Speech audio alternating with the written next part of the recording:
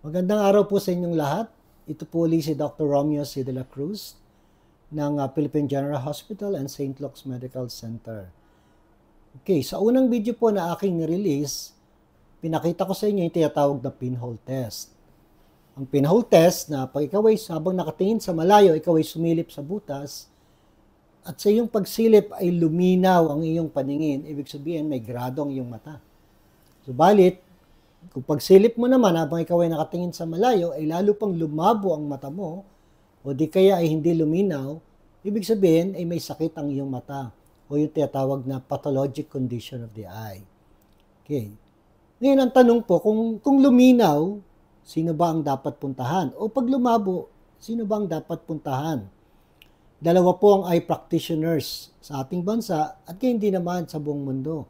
Yung tinatawag na optometrist at ophthalmologist.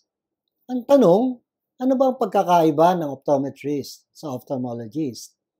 Ang optometrist ay graduate po ng Doctor of Optometry, kaya tawag din sa kanila ay doktor.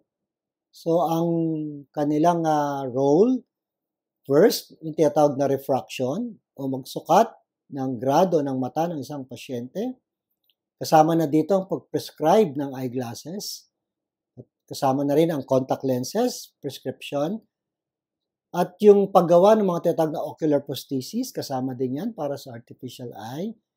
At mga tinatawag na orthoptic training o yung mga pag-exercise ng mata, dun sa mga misaligned na mata, kasama rin po yan. At iba pang mga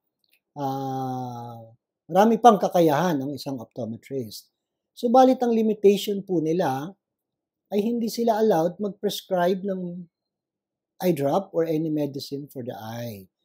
At higit sa lahat, hindi rin allowed mag-opera. So dito po ngayon pumapasok ang ophthalmologist. So kung pathologic ang kondisyon ng inyong mata, ang dapat puntahan po ay ang ophthalmologist.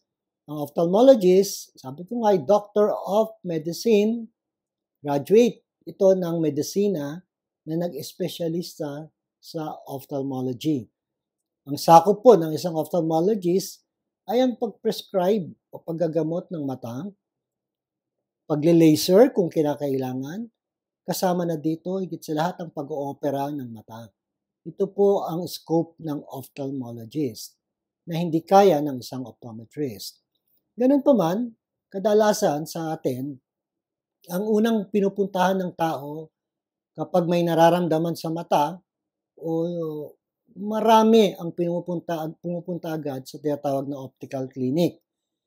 At kadalasan naman po, pagkatapos naman i-evaluate ng ating mga optometrist ang kondisyon ng ating mata at makita na hindi ito lumilinaw sa salamin o walang silbi ang salamin o contact lenses sa kondisyon ng mata ng isang pasyente, sila naman po ay hindi nag-aatubili na i-refer ang mga pasyenteng ito sa tinatawag na ophthalmologist.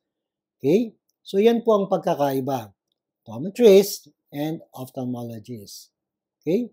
So kung may mga gusto po kayong i-discuss na sakit ng mata, pwede nyo pong isulat lamang sa mga comments. Okay? Maraming salamat po ulit.